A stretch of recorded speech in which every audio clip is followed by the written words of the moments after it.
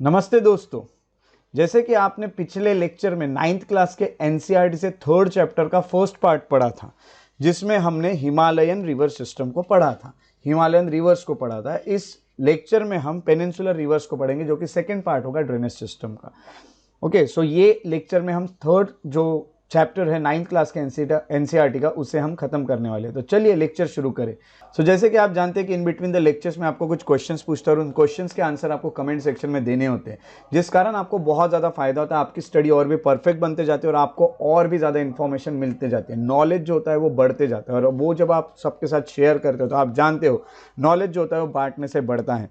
आगे अगर हम देखें तो पिछले जो लेक्चर थे उसमें जिन लोगों ने आंसर दिए उनके नाम है मयंक जी, सौजन्या जी और स्नेहा जी। चलिए देख लेते हैं इन्होंने कौन कौन से क्वेश्चंस के हमें आंसर दिए। तो ये वो वीडियो था जो कि ड्रेनेज सिस्टम का फर्स्ट पार्ट था, जिसमें हमें आंसर मिले हैं। मयंक जी ने लार्जेस्ट बेसिन लिखा है बाल्टिस्तान गिलगिट पाकिस्तान में लिखा है, अंबाला सिटी हरियाणा में लिखा है, चंबल जो होती है वो यमुना को कहाँ ज्वाइन करती है, बेटवा यमुना को कहाँ ज्वाइन करती है और सोन गंगा को कहाँ ज्वाइन करती है, ये लिखा है। उसके बाद जो हमें आंसर मिला है वो स्नेहा जी ने दिया है, लार्जेस्ट बेसिन इन इंडिया लिखा हुआ है, गिलगिट अटॉक और हम कहेंगे बाल्टिस्तान के बारे में लिखा है, चंबल कहाँ मिलती है, बेटवा कहाँ मिलती है, दोनों पहले यमुना को कहाँ मिलती है, ये सब चीज़ें उन्होंने लिखी हुई है। बहुत अच्छी इन्फॉर्मेशन और भी इसमें ऐड होती है, जैसे कि अंबाला कहाँ पे और वर्ल्ड्स लार्जेस्ट आइलैंड जो होता है वो कौन सा है। उसके बाद अगली इन्फॉर्मेशन जो हम तक पहुंची है वो है सौजन्या जी ने लार्जेस्ट बेसिन लिखा है, पेरिनियल रिवर्स लिखी है, रिवर्स जो ओरिजिनेट होती है सेंट्रल हाईलैंड से, गिलगिट बाल्टिस्तान अटॉक के बारे में लिखा है, इंडस वाटर ट्रीटी के बारे में लिखा है, अंबाला के बारे में लिखा है। बहुत बेहतरीन इन्फॉर्मेशन हम तक पहुँचाई है सौजन्या जी ने भी, मयंक जी ने भी और स्नेहा जी ने भी।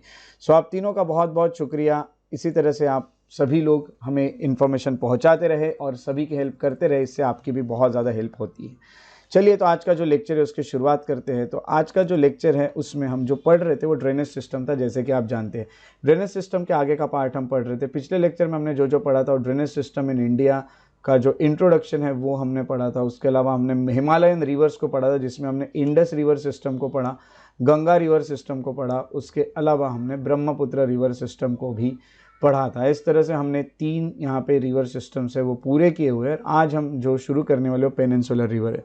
पेनिनसुलर रिवर जो होती है वो बहुत ज़्यादा, ये भी बहुत इंपॉर्टेंट है। वैसे देखा गया हिमालय हो या पेनिनसुला हो, रिवर्स जो होता है वो बहुत इंपॉर्टेंट सिस्टम है जो आपके एग्जाम में जिस पे क्वेश्चन पूछा जाता है, और आपको इसका नॉलेज भी बहुत अच्छा होना चाहिए। अब तक जो आपने रिवर्स देखी वो मैं कहूँगा कि ऊपर की रिवर्स आपने देखी थी पिछले लेक्चर में। इस लेक्चर में हम इंडिया के नीचे के पार्ट की रिवर्स देखने वाले।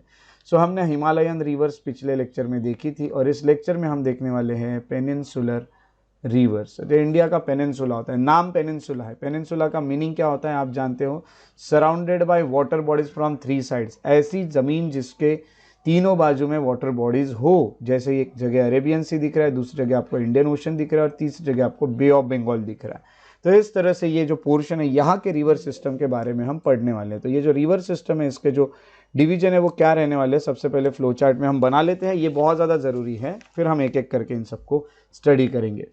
जैसे कि हम देख रहे थे कि हम ड्रेनेज पढ़ रहे थे, और ड्रेनेज में हमने पिछला जो लेक्चर था उसमें हमने पढ़ा था हिमालयन रिवर। ठीक है, तो मैं यहाँ पे सिर्फ हिमालयन रिवर लिख देता हूँ। बाकी आपने पिछले लेक्चर में तो फ्लो चार्ट्स बनाए ही थे, इसमें 3 रिवर्स के फ्लो चार्ट आप बनाते हो। ठीक है, ड्रेनेज में दूसरा जो आता है वो आता है पेनिनसुलर रिवर्स। मेरे साथ साथ बनाएंगे नोट्स में, पेनिनसुलर रिवर्स। जैसे कि आप जानते हो कि आप अपने साथ जो एटलास है वो लेके बैठे हो, मुझे पूरा भरोसा है, इसलिए मैं अभी आजकल आपको ज़्यादा बताता नहीं, क्योंकि आप खुद अभी बहुत अच्छे से सब चीज़ों को समझने लगे हो। ओके, सो सबसे पहले हम आते हैं तो हम इसमें पढ़ने वाले हैं नर्मदा। ठीक है, मैं यहाँ पे पूरे लाइन से ही लिख लेता हूँ, एक काम करता हूँ इसी तरह से, ताकि क्योंकि काफ़ी सारी है तो वो अच्छा रहेगा। नर्मदा। दूसरा जो हम नर्मदा बेसिन लिख सकते हैं आप। दूसरा जो आप पढ़ने वाले हैं यहाँ पे वो तापी बेसिन। तो मैं यहाँ पे इस तरह से सिंबल बना रहा हूँ, बट आपको यहाँ पे पूरा लिखना है अपने नोट्स में। तीसरा जो होगा वो गोदावरी। चौथा जो आप यहाँ पढ़ने वाले हैं वो है महानदी। ये जो सीक्वेंस है ये मैं एनसीईआरटी के अकॉर्डिंग ही आपको सीक्वेंस बता रहा हूँ। ठीक है, तो जैसे एनसीईआरटी बता रही है या फिर हम अलग सीक्वेंस कर देंगे तो हमें समझने में यानी आगे पीछे हो जाएगा। उसके बाद कृष्णा। नेक्स्ट और लास्ट जो हमें पढ़ना है एज पर एनसीईआरटी वो है कावेरी। ये मेजर रिवर बेसिन्स है जो आपको यहाँ पे पढ़ने हैं। ठीक है। तो इनको आप पढ़ोगे और ये है पेनिनसुलर रिवर्स आज का आपका पोर्शन। इसके अलावा और भी आप आगे चीज़ें पढ़ने वाले हो, जैसे कि आपको मैं पिछले लेक्चर के एंड में बताया था कि आपको आगे के लेक्चर्स में क्या क्या पढ़ना है, तो काफ़ी सारी चीज़ें आप पढ़ने वाले हो, बट सबसे पहले हम पेनिनसुलर रिवर्स को इन सबको पढ़ने वाले। तो अगर आपने अभी अपने साथ अगर आपने अपने साथ अगर मैप बुक्स नहीं रखी है तो वीडियो को अभी पॉज कीजिए और अपनी मैप बुक्स लेके आइए, फिर वीडियो को प्ले कीजिए, ठीक है। तो जैसे कि आप अपने साथ अभी मैप बुक्स लेके आए होंगे और आप मैप बुक का बहुत अच्छा इस्तेमाल करोगे, ये मुझे पता है। यहाँ पे हम पढ़ रहे हैं पेनिनसुलर रिवर्स को। पेनिनसुलर रिवर्स यानी इंडिया के पेनिनसुला में जो रिवर्स होती है उसके बारे में बात की जा रही है। तो हम देखेंगे कि जो मेन वाटर डिवाइड है in peninsular India is form by Western Ghat which runs from north to south close to western coast. तो यहाँ पे उन्होंने जो शुरुआत की है वो यही है कि जो मेजर डिवाइड है पेनिनसुलर इंडिया का, वो हम कहेंगे वेस्टर्न घाट की शुरुआत से, जो कि नॉर्थ से शुरू होता है। नॉर्थ से जब वेस्टर्न घाट शुरू होता है तो समझ जाइएगा इंडिया का नीचे का पोर्शन, पेनिनसुला वाला पोर्शन जो होता है वो शुरू हो चुका है। यहाँ पे मैं आपको मैप में दिखा देता हूँ वेस्टर्न घाट, वैसे तो आप जानते ही हैं। यहाँ पे हम देखेंगे, यहाँ पे आप देखिए यहाँ से वेस्टर्न घाट शुरू होते दिख रहा है ना, इंडिया का पेनिनसुला यहाँ से आपको शुरू होते दिखेगा लगभग, ठीक है, लगभग पकड़ रहा हूँ फिर भी। तो यहाँ से आपको शुरू होते दिखेगा वेस्टर्न घाट, जो कि नॉर्थ से साउथ तक जाता है ये आपको। ऊपर का फिर आपको हिमालयन रिवर सिस्टम, सेंट्रल ये सब आपको देखने मिल जाते हैं। पेनिनसुला की अगर हम बात करें तो अभी आपको ये आइडिया मिल चुकी है, जैसे कि एनसीईआरटी में उन्होंने बताया। अगली बात ये कहा जा रही है कि जितने भी मेजर रिवर्स है पेनिनसुला की, जैसे कि महानदी हो गई, गोदावरी हो गई, कृष्णा हो गई, कावेरी हो गई, ये सब ईस्टवर्ड बहती है, यानी ईस्ट की तरफ फ्लो होती है। एक बार मैप में देख लेंगे, देखिए उन्होंने कुछ रिवर्स के हमें नाम बताए हैं। इन रिवर्स को आपको मैप में सिर्फ मैं अभी एक बार बता देता हूँ। तो जैसे उन्होंने बताया था महानदी, गोदावरी, देखिए हम देखेंगे अगर महानदी की तरफ, तो यहाँ पे आप देखिए सबसे पहले आपको ये आपके मैप बुक आपके पास है कि नहीं ये आप अच्छे से कंफर्म कर लीजिएगा, ठीक है। अगर मैप बुक है तो यहाँ पे आपको महानदी देखने मिल रही है, महानदी के अलावा यहाँ पे गोदावरी देखने मिल रही है। अगला नाम जो उन्होंने लिखा था वो था कृष्णा रिवर, ठीक है, ये कृष्णा रिवर मिल रही है। उसके बाद आगे आपको जो देखने मिल रही है वो मिलती है कावेरी रिवर, ठीक है। तो आई होप आपको कावेरी रिवर खुद से दिख भी गई होगी। देखा गया तो ये पूरी जो रिवर है ये इनका फ्लो जो है वो ईस्टवर्ड है। ईस्टवर्ड होने के कारण हम कहेंगे ईस्ट साइड बहेगी, यानी इधर साइड बहेगी ये पूरी नदियाँ, ये पूरी नदियाँ इधर बहेगी, यानी ये कहाँ आके मिलेगी, ये बे ऑफ बंगाल का आके मिलेगी। ये चीज़ें आपको याद रखना है। अब दूसरा अगर देखा गया तो ये जो रिवर होती है इनके बारे में और भी उन्होंने इन्फॉर्मेशन दी है, जैसे आपको मैं पहले भी बता चुका हूँ माउथ ऑफ द रिवर। तो उनका यही कहना है यहाँ पे, जैसे उन्होंने कहा है कि ये बे ऑफ बंगाल में जाकर ड्रेन होती है। ये जो रिवर्स होती है डेल्टास बनाती है एट देयर माउथ्स। माउथ यानी कौन सी जगह, माउथ यानी वो जगह जहाँ पे रिवर जो होती है वो समुंदर को आके मिलती है। वेयर रिवर मीट्स ओशन और सी, उसे माउथ ऑफ द रिवर कहा जाता है। ये याद रखिएगा, वहाँ नहीं जहाँ से वो निकलती है, जहाँ से ओरिजिनेट होती है वो नहीं। ये जो नदियाँ होती है ये डेल्टा बनाती है। डेल्टा कैसे बनता है आपको पता है कि एक शैलो रीजन होता है, ज़्यादा डेप्थ पे नहीं होता है, पानी से भरा हुआ होता है, दलदल होती है वहाँ पे। समझ जाए जितने भी डिपॉजिट्स वो लेके आ, जितनी भी वो कहेंगे हम कि जो भी चीज़ें वो लेके आ रही है फ्लो में अपने साथ, जो भी वो हम कहेंगे कि कैरी कर रही है, जो सिल्ट है या फिर सैंड है, जो भी है उसको कहीं पे आके डिपॉजिट करेगी। समुंदर को मिलने से पहले उन चीज़ों को वहाँ डिपॉजिट कर देगी, इसलिए वहाँ पे डेल्टा बन जाते हैं। तो हम कहेंगे there are numerous small streams flowing west of the Western Ghat, ठीक है। तो काफ़ी सारी छोटी छोटी स्ट्रीम्स भी होती है जो वेस्ट में बहती है, जैसे हम कहेंगे कि नर्मदा रिवर एक नदी है, तापी एक नदी है, are the only long rivers. बाकी छोटी छोटी नदी है। बड़ी बड़ी रिवर्स की बात करें तो नर्मदा और तापी है जो वेस्ट में बहती है और वो ईस्चुरीज बनाती है। ईस्चुरीज जो होती है वैसे आपको पता होगा कि क्या है, बट नहीं भी पता रहा तो अगले लेक्चर में हम ईस्चुरीज को पढ़ने ही वाले हैं। बट मैं आगे के आने वाले एनसीईआरटीज में हम डिटेल में पढ़ेंगे, बट आपको सिर्फ एक इन्फॉर्मेशन दे देता हूँ ईस्चुरीज के बारे में, क्योंकि यहाँ पे बस अभी एक वर्ड आ गया है, इसलिए ईस्चुरीज के बारे में आपको इन्फॉर्मेशन दे देता हूँ, ठीक है। तो यहाँ पे मैं आपको लिख के बताता हूँ ईस्चुरी की अगर बात करें तो वो एक कोस्टल वाटर बॉडी होती है, ठीक है, coastal water body. Estuary is an coastal water body जहाँ पे फ्रेश वाटर जो होता है रिवर से, वेयर फ्रेश वाटर यानी सलाइन नहीं है उसमें, कोई हम कहेंगे सॉल्ट नहीं है, सैलिनिटी नहीं, इसलिए fresh water from rivers meet rivers and streams. पानी जो आ रहा है फ्रेश वाटर नदी से या फिर स्ट्रीम से मिक्सेस विथ सॉल्ट वाटर। ये एकदम सिंपल डेफिनेशन है जो मैं आपको यहाँ पे बता रहा हूँ। सॉल्ट वाटर आप जानते हो कहाँ होता है, ओशन या फिर सी में होता है, ठीक है। वाटर फ्रॉम द ओशियन और सी, जो भी आपको लिखना है लिख सकते हैं। ये चीज़ अच्छे से लिख के रखिएगा, ठीक है। मैं आपको अगर होना तो आपको एक पिक्चर भी दिखा देता है ईस्चुरी की। तो ये जो पिक्चर इसमें आपको देखने मिलेगा, यहाँ पे ईस्चुरी बनाएगी, पूरा ये ईस्चुरी बनेगी, यानी हम कहेंगे ये रिवर जो होती है ये आके मिलेगी, तो ये पूरा ईस्चुरी है। यहाँ से क्या होगा, यहाँ पे कि यहाँ से फ्रेश वाटर रहेगा और यहाँ से सॉल्ट वाटर रहेगा, ये पूरा यहाँ पे आके मिलेगा, तो इस पॉइंट को हम कहेंगे ईस्चुरी। तो इस तरह से ईस्चुरी बनती है, ये आपको यहाँ पे क्लियर हो चुका है। उसके बाद हम आगे आते हैं। जब हम आगे की चीज़ें पढ़ते हैं तो हमें देखने मिलता है कि जो ड्रेनेज है, ड्रेनेज बेसिन जो होता है पेनिनसुलर रिवर्स का, वो कंपेरेटिवली छोटा होता है। जहाँ से वो ड्रेन होती है रिवर, तो वो छोटा है कंपेयर करोगे बाकी रिवर्स के साथ, तो पेनिनसुला के रिवर का थोड़ा सा आपको छोटा देखने मिलता है। उसके बाद अगर हम आते हैं तो पेनिनसुलर रिवर में जो पहली रिवर है वो है नर्मदा रिवर, जिसको हमें स्टडी करना है। तो चलिए नर्मदा रिवर के बारे में इंफॉर्मेशन लेना शुरू करते हैं। नर्मदा रिवर को अगर देखा जाए सबसे पहले तो हम मैप में उसको देख लेते हैं। मैप में देखने के बाद आपको थोड़ा सा उसका आइडिया आ जाता है, उसके लोकेशन की आइडिया आ जाती है। यहाँ पे आपको नर्मदा रिवर देखने मिल रही है। ये नर्मदा रिवर कहीं से तो भी आपको ओरिजिनेट होते हुए दिख रही है, और यहाँ से देखोगे तो आपको ये अरेबियन सी में जाके मिलती हुई दिख रही है। अब ये ओरिजिनेट कहाँ से होती है, क्या होती है, हर चीज़ें हमें यहाँ पे देखनी है, जैसे कि एनसीईआरटी में जो इन्फॉर्मेशन दी है उसके मुताबिक। नर्मदा रिवर जो होती है वो अमरकंटक हिल्स जो है मध्य प्रदेश में, वहाँ से ये राइज होती है। आपको अमरकंटक हिल्स जो है उसको लोकेट करना है अपने मैप पे। तो अगर आगे हमें पता चलता है कि इट फ्लोज टूवर्ड्स वेस्ट। आपको ये तो पता है कि वेस्ट की तरफ वो बहती है, और मैंने आपको बताया भी वेस्ट से बह के वो अरेबियन सी में मिलती है। तो वेस्ट में बहती है in a rift valley. Rift valley कैसी होती है, तो एक वैली होती है छोटी सी, ऐसा लगता है कि जैसे कि गड्ढा हो गया उसमें से वो बह रही है, फॉर्म ड्यू टू फॉल्टिंग। अब ये भी मैं आपको बता देता हूँ, आपको टेंशन नहीं लेना है। यहाँ पे अगर आप देखोगे इस डायग्राम में तो ये रिफ्ट वैली होती है। देखिए फॉल्टिंग के कारण कुछ ज़मीन ऊपर कुछ ज़मीन नीचे होती है, तो ऊपर की ऊपर ही रह जाती है, ऐसा समझिए, नीचे की ज़मीन नीचे आ जाती है। तो वही ये प्लेट्स का जो भी मूवमेंट हो रहा है आगे हम पढ़ेंगे, तो ये रिफ्ट वैली बन जाती है। ये रिफ्ट वैली में से फिर नदी बहती है। इस तरह से आपको ये नर्मदा जो है ये बहते हुए आपको देखने मिलती है, यही हमें यहाँ पे पता चलता है। उसके बाद जब वो बहती है समुंदर को मिलने जाती है तो नर्मदा बहुत अच्छी अच्छी लोकेशंस बनाती है, बहुत ही ब्यूटीफुल लोकेशंस होती हैं। और अगर देखा गया तो जो मार्बल रॉक्स होते हैं नियर जबलपुर, जहाँ पे नर्मदा बहती है ना, थ्रू अ डीप जॉर्ज जो होता है वो भी मैंने आपको बताया था ना, पहाड़ों को काट के बहती है। इस तरह से वो कहाँ पे बहती है, तो हम कहेंगे कि वो बहती है जबलपुर के पास कुछ डीप जॉर्ज से।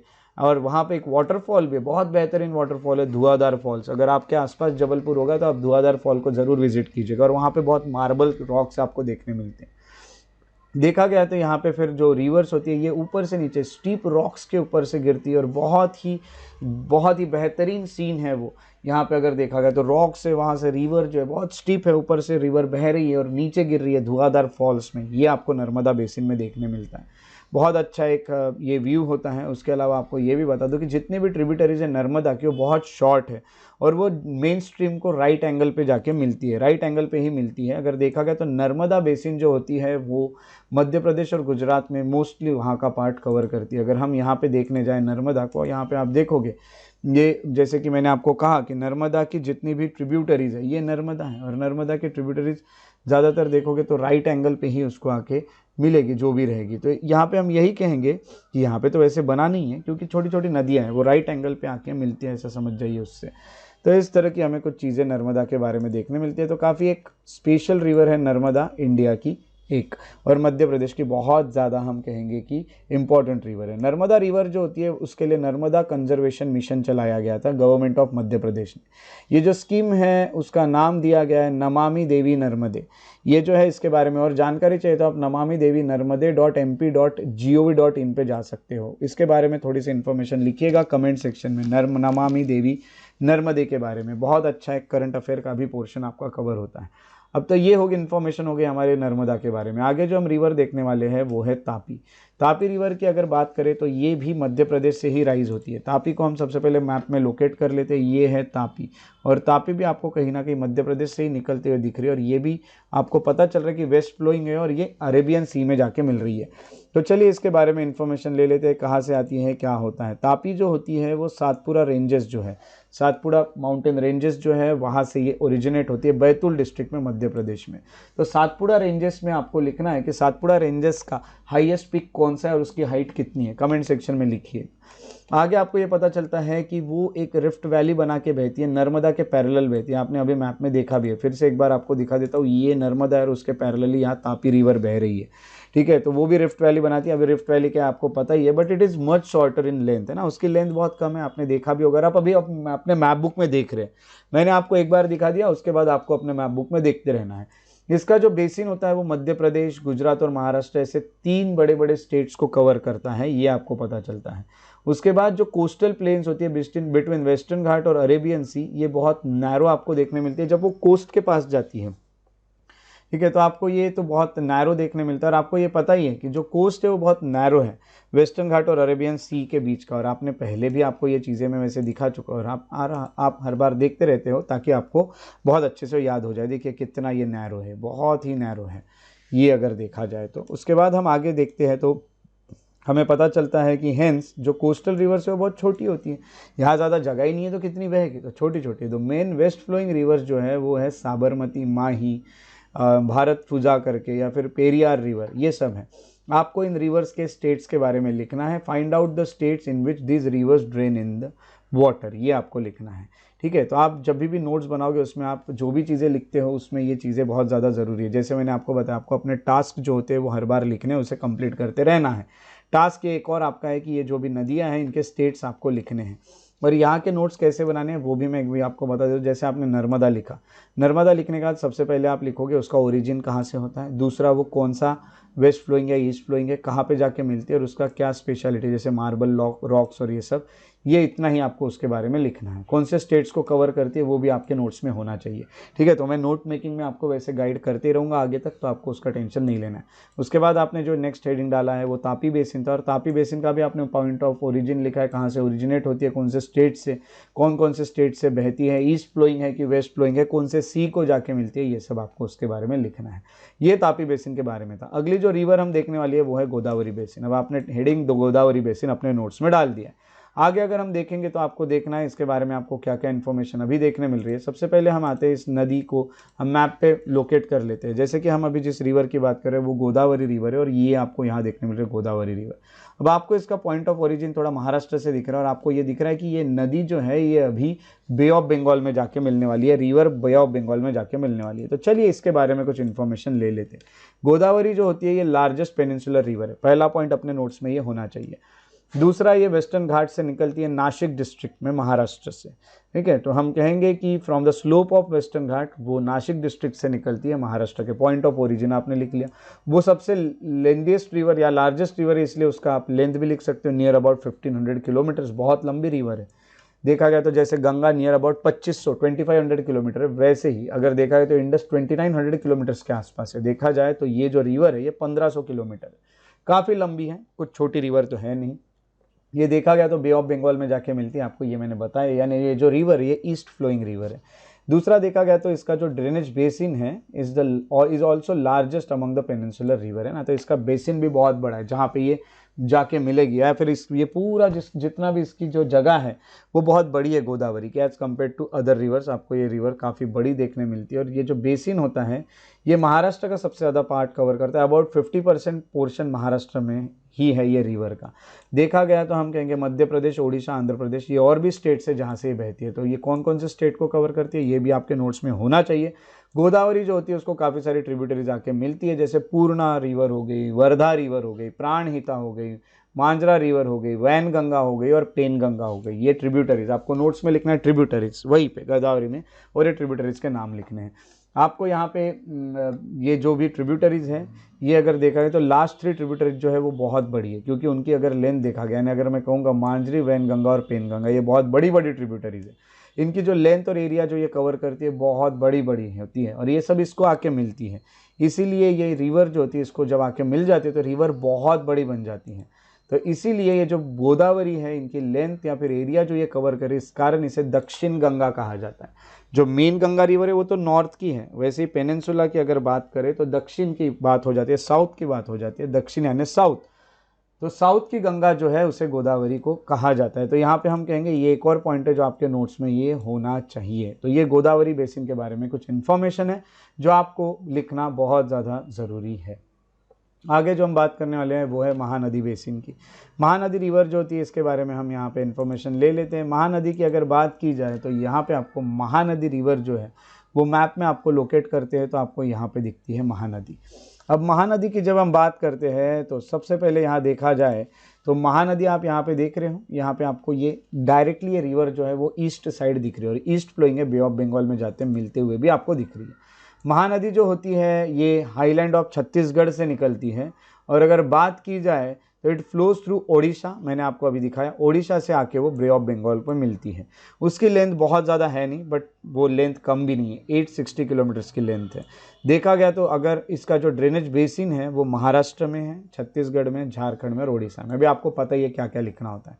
आप जैसे कि हेडिंग डाल लोगे महानदी बेसिन कहाँ से ओरिजिनेट होती है, कौन कौन से स्टेट से बहती है और कहाँ पे जाके मिलती है और कौन सी फ्लोइंग है, ईस्ट फ्लोइंग, वेस्ट फ्लोइंग, ये आपको यहाँ पे पता चल जाता है। आगे अगर हम आते हैं तो कृष्णा बेसिन, कृष्णा बेसिन की बात करें तो कृष्णा रिवर जो होते हैं उसको भी आप लोकेट कर लेंगे यहाँ पे मैप में। कृष्णा को जब आप लोकेट करते तो यहाँ पे आपको कृष्णा रिवर देखने मिल रही है, ठीक है। तो कृष्णा रिवर यहाँ पे है और आपको पता चल रहा है कृष्णा रिवर जो ओरिजिनेट हो रही है वो कहीं ना कहीं वेस्टर्न घाट से ही होते हुए आपको दिख रही है। और ये कहाँ जाके मिल रही है तो आप कहेंगे ये बे ऑफ बंगाल में जाके मिलते हुए आपको दिख रही है। यानी हम कहेंगे कि ये रिवर जो है ये भी ईस्ट फ्लोइंग रिवर है जो कि बे ऑफ बंगाल में मिलती है। इतना तो आप आजकल मैप से बिल्कुल समझने लग गए हो। तो आप देखोगे तो ये महाबलेश्वर से निकलती है, महाबलेश्वर में देखोगे तो कृष्णा रिवर जो होती है वो 1400 किलोमीटर की, काफ़ी लंबी रिवर है। महाबलेश्वर जो है ये महाराष्ट्र में आता है, सातारा डिस्ट्रिक्ट में। यहाँ पे अगर आप देखोगे तो महाबलेश्वर एक हिल स्टेशन है जहाँ से ये निकलती है और 1400 किलोमीटर्स की इसकी लेंथ है, बहुत बड़ी लेंथ है। बे ऑफ बंगाल को जाके मिलेगी, इसका मतलब ये रिवर जो है ये ईस्ट फ्लोइंग रिवर है। आप नोट्स में लिखते जा रहे हो, अभी आपको बार बार बताने की ज़रूरत भी नहीं पड़ रही है। देखा गया तो तुंगभद्रा हो गई, कोयना हो गई, घाट प्रभा हो गई, मूसी रिवर हो गई और भीमा रिवर हो गई, ये इसके कुछ ट्रिब्यूटरीज है। ये नदियाँ आके कृष्णा रिवर को मिलती है। तो इसका अगर ड्रेनेज देखा गया तो ये महाराष्ट्र में है, हम कहेंगे कर्नाटक में और आंध्र प्रदेश, 3 स्टेट्स को ये कवर करता है। तो आपको इन्फॉर्मेशन जो है अपने नोट्स में अपने लिख ली है। इसके बाद हम कावेरी बेसिन की तरफ बढ़ेंगे। तो कावेरी रिवर को भी मैप में लोकेट कर देते हैं, ठीक है। तो एकदम साउथ में जाओगे तो आपको कावेरी रिवर देखने मिलेगी। तो चलिए कावेरी रिवर को यहाँ पे मैप में लोकेट कर लेते हैं। सबसे पहले अगर आप देखोगे तो ये देखिए नीचे आपको कावेरी रिवर देखने मिल रही है, ठीक है। तो ये कैसी फ्लो होती हुई दिख रही है आपको पता है, यहाँ से निकल रही है हम कहेंगे और ये पॉइंट से निकल के वो इधर आके मिल रही है। यानी ये जो रिवर है ये ईस्ट फ्लोइंग है, आपको पता चल रहा है, बे ऑफ बंगाल में आके मिल रही है। चलिए अब इन्फॉर्मेशन ले लेते हैं कावेरी रिवर के बारे में। अगर देखा गया तो सबसे पहले कावेरी रिवर जो है ये ब्रह्मागिरी करके जो हम कहेंगे रेंज है वेस्टर्न घाट में, वहाँ से ये निकलती है और ये बे ऑफ बंगाल को जाके मिलती है, हम कहेंगे इन साउथ ऑफ कडालोर करके जो है हम कहेंगे तमिलनाडु में, वहाँ पे। इसकी टोटल लेंथ जो है वो 760 किलोमीटर है और इसकी मेन ट्रिब्यूटरीज है अमरावती रिवर, भवानी रिवर, हम कहेंगे हेमावती रिवर और कबिनी रिवर। ये सब रिवर्स है जो इसकी ट्रिब्यूटरीज है जो इसको आके मिलती है और ये निकलती है बे ऑफ बंगाल की तरफ। इसका जो बेसिन होता है वो जो स्टेट्स को कवर कर रहा है वो है कर्नाटक स्टेट, केरला और तमिलनाडु स्टेट्स, ये देखने मिलेगा। कावेरी के बारे में कुछ इन्फॉर्मेशन दी है। कावेरी रिवर जो होती है makes second biggest waterfall in India, जिसको हम कहेंगे शिवा समुद्रम फॉल कहा जाता है। इसे शिवा समुद्रम फॉल जो है ये सेकेंड लार्ज बिगेस्ट वाटरफॉल है इंडिया में, ये कावेरी रिवर से ही बना है।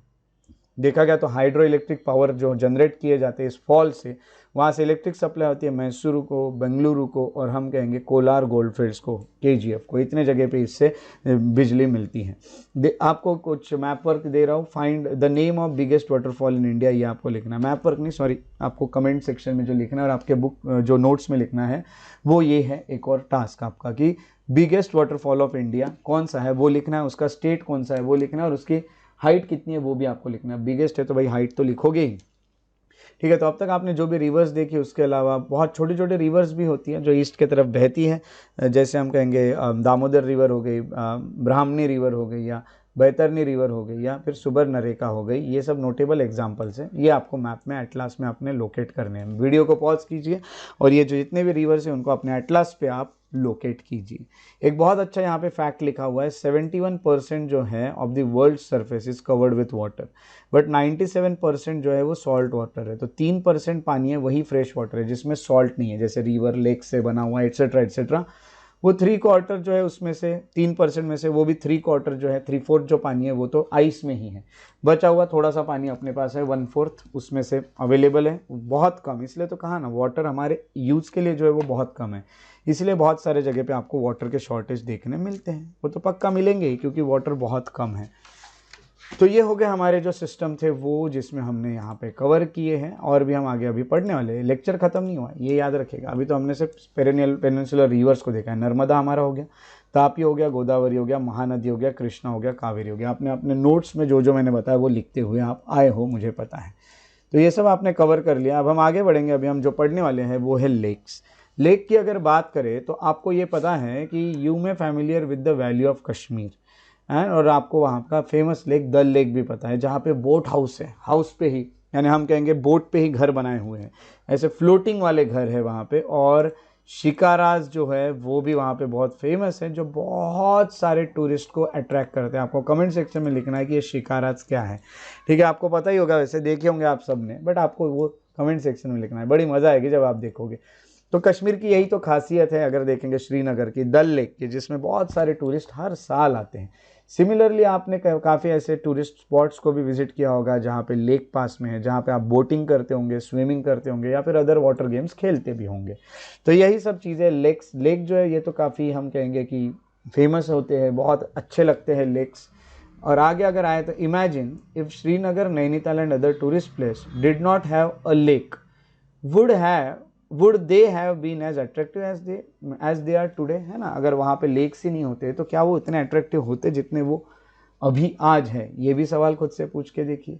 तो कभी आपने ट्राई किया है to know the importance of lakes? किसी भी लेक का क्या इंपॉर्टेंट है कि उसको टूरिस्ट हम कहेंगे कि अट्रैक्ट होते उस तरफ? सोचिएगा इंपॉर्टेंस क्या है लेक्स का, वो लिखने की कोशिश कीजिएगा कि जिसके चलते टूरिस्ट अट्रैक्ट होते हैं लेक वाली जगह पे। Apart from attraction for tourist, lake जो होते हैं वो ह्यूमन बींग्स के लिए भी बहुत इंपॉर्टेंट है, ये तो आपको पता है। बहुत अच्छी इन्फॉर्मेशन एक और लिखिए, लेक्स जो है of large extent are called seas, है ना। तो बड़े बड़े जो लेक होते हैं उनको सी भी कहा जाता है, लाइक कैस्पियन सी, डेड सी, एरल सी, ऐसा भी इनको कहा जाता है। तो ये जो है ये लेक है विथ लार्ज एक्सटेंट, इसलिए इनको डेड सी, कैस्पियन सी, एरल सी ऐसा भी कहा जाता है। इंडिया में देखा गया तो इंडिया में बहुत सारे लेक हैं। अगर देखा गया तो सबकी अलग अलग साइज़ है और अलग अलग कैरेक्टरिस्टिक्स भी है। बहुत सारे लेक जो है वो परमानेंट है, यानी जहाँ पे अगर पानी देखा गया तो पूरे साल भर होता है। तो कुछ ऐसे लेक्स है जहाँ पे पानी सिर्फ रेनी सीजन में होता है ना। Like lakes in basin of inland drainage of semi arid region, यानी जहाँ पे हम कहेंगे रेगिस्तान के आसपास का जो रीजन है, डेजर्ट के आसपास का, एरिड रीजन के आसपास का, या जहाँ पे रेनफॉल कम है वैसा रीजन, सेमी एरिड रीजन। वहाँ पे तो जब रेनफॉल होगा तभी पानी भरेगा लेक्स में। कुछ लेक्स ऐसे हैं कि हम कहेंगे ग्लेशियर से भी बने हैं और आइस शीट से बने हैं, यानी हम कहेंगे कि जब उसका पानी पिघलता है तो वो लेक में कन्वर्ट हो जाते हैं, पानी उसका ही। देखा गया तो कुछ ऐसे भी है जो विंड से बने हैं, रिवर एक्शन से बने हैं, ह्यूमन एक्टिविटी से बने हैं। जैसे आपने कहीं माइनिंग कर दी, कहीं गड्ढा खोद दिया, वहाँ पे एक लेक बन गया। रिवर्स के विंड के चलते कुछ मिट्टी जो है वो इरोजन करते हुए बह गई और गड्ढा हो गया, वहाँ पे लेक बन गया। रिवर जो है उसने जो भी अपनी एक्शंस दिखाई है ना, उससे कुछ लेक्स बन गए। जैसे ऑक्सबो लेक आपको मैंने पिछले बार भी बताए थे, तो अभी फिर से आपको ऑक्सबो लेक में बताऊंगा नहीं, आपको पता है पिछले लेक्चर में आपने बताया था, आपको मैंने बताया था मिएंडरिंग रिवर, जो रिवर ऐसी ऐसी होके आती है ना सांप की तरह, वो हम कहेंगे अक्रॉस द फ्लड प्लेन वहाँ कट ऑफ्स हो जाते हैं, है ना। वैसे मैंने आपको बताया डिपॉजिट ज़्यादा होने के कारण कुछ एरिया जो है वो कट ऑफ हो जाता है और उतना ही एरिया रह जाता है, जिस कारण वहाँ पे क्या बन जाता है, वहाँ पे ऑक्सबो लेक बन जाता है। पिछले कुछ लेक्चर्स में मैंने आपको वो बताया भी था, ठीक है। तो जैसे हम कहेंगे कि जो रिवर होती है ना, वो इस तरह से बह के आती है और कभी कभी उसका जो होता है डिपॉजिट्स के कारण कोर्स चेंज हो जाता है। कोर्स जो है उसने चेंज कर लिया, अब यहाँ से बहने लग गई, अब इतना जो एरिया था वो बच गया, सपोज यहाँ से कट ऑफ हो गया पूरा और इतना लेक बन गया, तो ये हो गया ऑक्सबो लेक। ये सब हम पहले पढ़ चुके हैं, इसलिए अभी आपको कुछ मैं डिटेल में बता नहीं रहा हूँ। पहले के एनसीईआरटी, आप बहुत टाइम से मेरे साथ एनसीईआरटी पढ़ रहे हैं। स्पिट्स एंड बार्स जो होते हैं form lagoons in the coastal area, जैसे कि चिल्का लेक है, पुलिकट लेक है, कोलेरू लेक है, तो लगून्स भी बनते हैं हम कहेंगे स्पिट्स एंड बार्स जो होते हैं उस कारण। तो ये भी कैसे होते हैं ये भी मैं बता चुका हूँ, फिर भी एक बार आपको ये इसका पिक्चर दिखा देता हूँ, क्योंकि पिछले लेक्चर में मैंने आपको ये ऑक्सबो और मिएंडर का थोड़ा रिवाइज करा के दिया था। तो अभी लगून की थोड़ी सी इन्फॉर्मेशन हम ले लेते हैं। तो यहाँ पे एक पिक्चर है, इसके थ्रू हम लगून्स को समझना यहाँ पे कोशिश करेंगे, लगून्स को समझने की। लगून्स जो है वो आपको ये पता चल रहा है कि एक लेक की तरह ही है, बस ये लेक और लगून्स में ये फ़र्क है कि ये जो लगून्स होते हैं ये सी के आसपास लोकेटेड है, ये लगून। और लेक जो होते हैं वो सी के आसपास नहीं होते, इसलिए उन्हें लेक कहा जाता है। अब ये लगून को पानी कहाँ से मिल रहा है? समुद्र का पानी। अब जो भी वेव्स है उसके एक्शन से समुद्र का पानी थोड़ा आगे आगे बढ़ के पहुंच जाता है। अब यहाँ पे अगर जितना वो पहुंचेगा तो यहाँ पे कुछ सेडिमेंट्स डिपॉजिट होते जाएंगे और ये हो जाएगा पैक। अब इतना पैक होने के कारण छोटी सी जगह है जहाँ से पानी और एंटर होते जा रहा है, तो ये जो है वो लेक बन जाएगा। यहाँ पानी जितना जितना आगे आ जाएगा ये सैंड जो है ये नीचे नीचे चली जाती जाएगी और यहाँ पे जमा होती जाएगी और यहाँ एक लेक बन जाएगा। ऐसे लेक को लगून कहा जाता है, ये आपको यहाँ पे पता चल जाता है। तो लगून जो है ये भी आपको पता चल गया। तो ये जो है ये स्पिट्स होते हैं, मैंने कहा ना यहाँ पे आप देख रहे कि इस तरह के ये स्पिट्स हैं, ये जो भी यहाँ पे हुआ ये स्पिट है। और अगर देखा गया जहाँ से पानी मिल रहा है और यहाँ पे ऐसे बार्स बन जाते हैं। बार्स कैसे बनते हैं? डिपॉजिट से बार बन जाते हैं और ये पैक हो जाता है। तो यही है कि इस कारण लगून बनते हैं। तो यहाँ पे आपको कुछ चीज़ें पता चली लगून के बारे में। तो ऐसे ही कुछ एग्जांपल है चिलिका लेक, पुलिकट लेक और कोलेरू लेक। अब ये जो लेक है इसमें आपको तो पता है कि इसका जो पानी रहेगा वो सॉल्ट वाटर रहेगा, वो सलाइन वाटर रहेगा, क्योंकि पानी समुंदर से आया। तो लेक जो होता है इस रीजन में of inline drainage are sometimes seasonal, कभी कभी सीजनल होता है। वेव्स की एक्शन जो होती है वो सीजनल होती है, जिस कारण ये कभी कभी बनते। कभी कभी ये भी होता है कि बारिश आती है इसलिए बनते। जैसे सांबार लेक है राजस्थान में जो सॉल्ट वाटर है बट वो सीजनल है, वो बारिश से बनता है, तो वो लेक है। अगर देखा गया तो वो उस तरह का है। बट लगून जो होते हैं वो तो समुद्र के आसपास आपको देखने मिलते हैं। और ये जो वाटर है is use for producing salt, और इससे भी सॉल्ट बनता है। आपको तो पता है पत्थरों में भी सॉल्ट होता है, ऐसा नहीं है ज़रूरी कि समुद्र के पानी में ही सॉल्ट रहेगा। तो इस तरह की चीज़ें आपको देखने मिलती हैं। आगे अगर देखोगे तो बहुत सारे जो फ्रेश वाटर लेक है वो हिमालयन रीजन में आपको देखने मिलते हैं और they are of glacial origin. जो ग्लेशियल यानी जो बर्फ़ होता है उसका पानी जो होता है वो ग्लेशियर मेल्ट होने के कारण जो पानी मिलता है उस कारण आपका हो गया कि लेक बनते जाते हैं। In other words they formed when glacier dug out of basin, है ना। जब मेल्ट होगा तो वो बाहर बाहर निकलते जाएगा, which later filled with snow melt, है ना। तो वही है कि ग्लेशियर के कारण जो हम कहेंगे जमते जाएगा वैसा वैसा गड्ढा होते जाएगा ज़मीन में, और बाद में जब ये पिघल जाएगा जब ग्लेशियर तो उसमें पानी आपको जमा हुआ दिखेगा, वैसे बन जाते हैं लेक। जिसका एग्जाम्पल है वुलर लेक जो कि जम्मू कश्मीर में है। अगर देखा गया in contrast is the result of tectonic activity, है ना। तो जो प्लेट्स है उसकी मूवमेंट के कारण, मैंने आपको पहले भी बताया, जो हमारी पूरी अर्थ है वो कुछ प्लेट्स में बटी हुई है। ये प्लेट्स जो होती है ये कहीं ना कहीं मूव करते रहती है। तो कोई प्लेट नीचे चले गई देखिए और कोई प्लेट ऊपर रह गई, तो यहाँ पे थोड़ा सा जो रीजन रहेगा वो हम कहेंगे कि एक गड्ढा सा बन जाएगा, एक नीचे चले जाएगा, जिस कारण वहाँ पे पानी भरेगा। तो ऐसे कुछ लेक भी है। It is the largest fresh water lake in India. अगर देखा गया तो वुलर लेक। वैसे ही दल लेक हो गया, भीमताल हो गया या फिर नैनीताल हो गया, हम कहेंगे लोकटक हो गया या बारापानी हो गया, ये कुछ इंपॉर्टेंट फ्रेश वाटर लेक्स आपको देखने मिलते हैं। यहाँ पे आपको अगर देखने टेंशन आ रहा होगा प्लेट टेक्टोनिक एक्टिविटीज़ क्या आती है, तो आपको बिल्कुल डरना नहीं है। टेक्टोनिक एक्टिविटीज़ को आने वाले एनसीईआरटीज़ में को हम डिटेल में पढ़ने वाले। प्लेट्स भी हमें पढ़ना है डिटेल में। सिर्फ इतना याद रखिएगा कि कुछ प्लेट्स में बटी हुई है अर्थ, जैसे मैं आपको पहले के एनसीईआरटीज़ में बता चुका, और ये प्लेट जो है मूव कर रही है। मूव करते करते कभी कभी ये कि कोई प्लेट नीचे चले जाती है, जिस कारण वहाँ पे जगह बन जाती है पानी को जमने के लिए। वैसे कुछ लेक वैसे कुछ लेक बन जाते हैं। आगे जब हम बढ़ते हैं तो अपार्ट फ्रॉम नेचुरल लेक के अलावा देखा गया तो डैमिंग ऑफ रिवर जो होती है वो भी की जाती है। रिवर पे डैम बनाए जाते हैं हाइडल पावर प्रोजेक्ट्स के लिए, यानी हम कहेंगे जिस कारण इलेक्ट्रिसिटी जनरेट हो पाए उसलिए पानी उस चीज़ के लिए पानी को जमा किया जाता है, उससे भी लेक बनते हैं। जैसे हम कहेंगे गुरु गोविंद सागर, ये भाखरा नंगल प्रोजेक्ट पे बना हुआ एक लेक है। आपको भाखरा नंगल प्रोजेक्ट जो है ये कौन से स्टेट में है और कब इसको शुरू किया गया था ये कमेंट सेक्शन में लिखना है। एक्टिविटी आपकी ये है कि आपको लिस्ट बनानी है नेचुरल और आर्टिफिशियल लेक्स की एटलास को देखते हुए। ये अगर आप काम करोगे तो समझ जाइए आपका काम परफेक्ट हो जाएगा।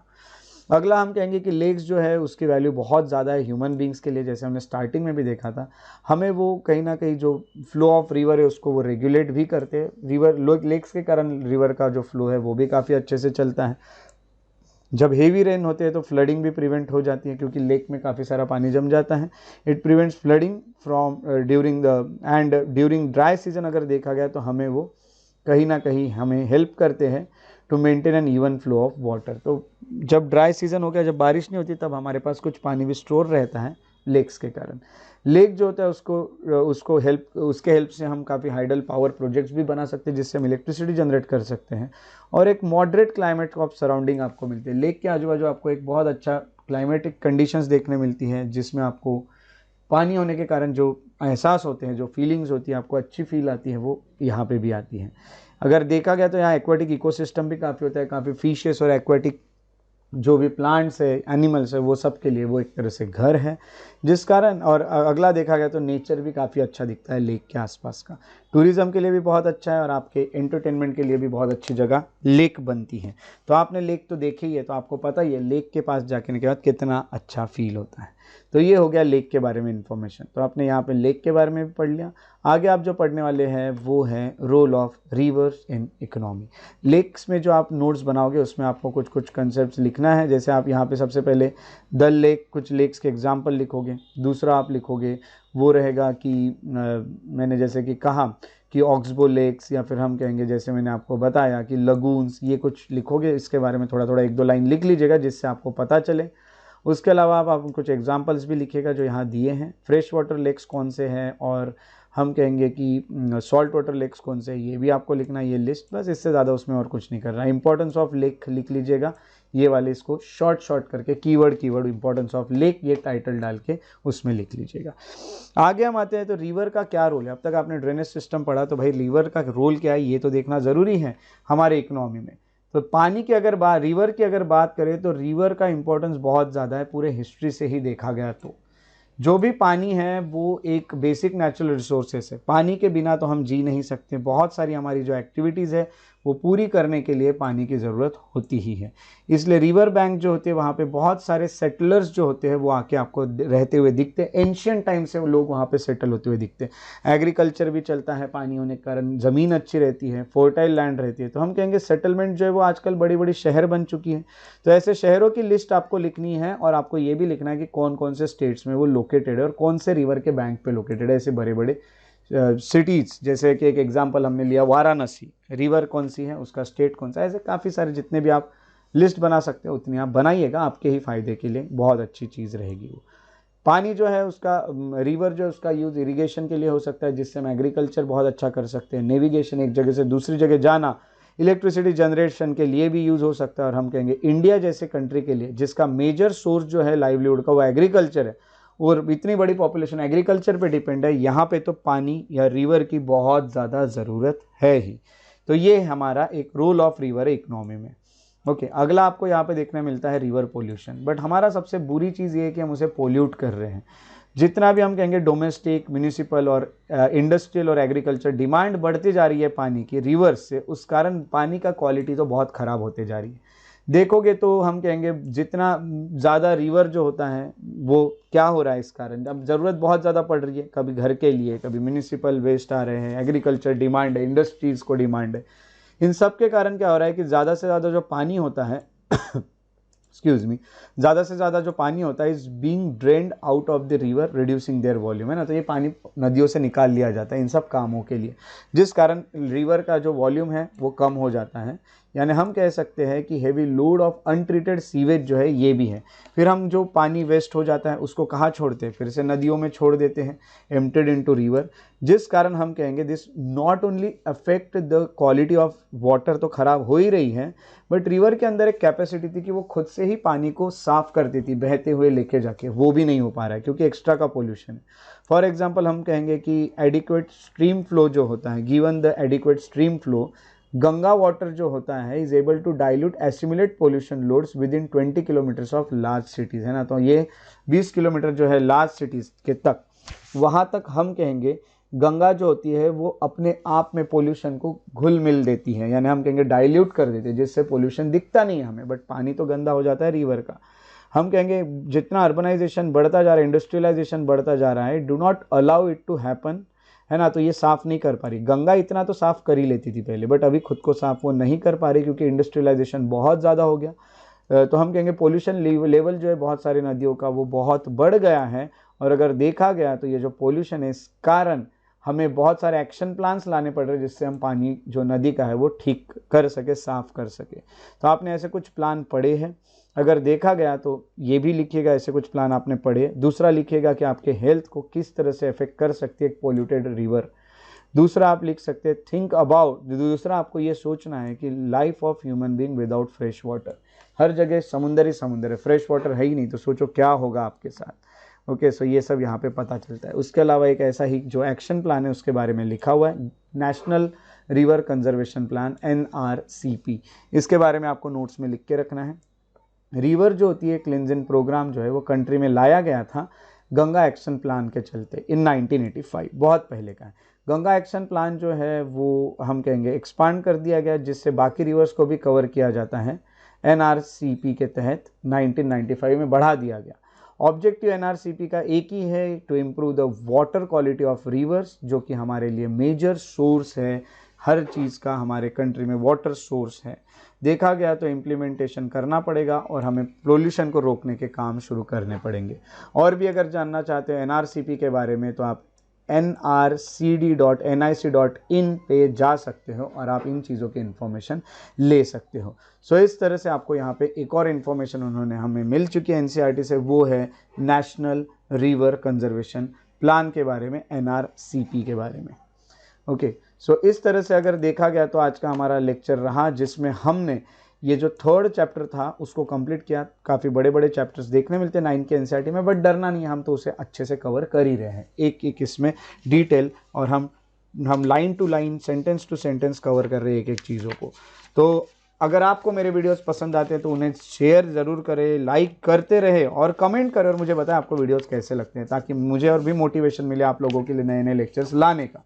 इसी तरह हम अगले लेक्चर में मिलते रहेंगे। मेरे YouTube चैनल को सब्सक्राइब करें और बेल आइकॉन को प्रेस करना ना भूलें, ताकि आने वाले वीडियोस को नोटिफिकेशन भी आपको मिलते रहे और आपके कोई लेक्चर्स भी मिस ना हो।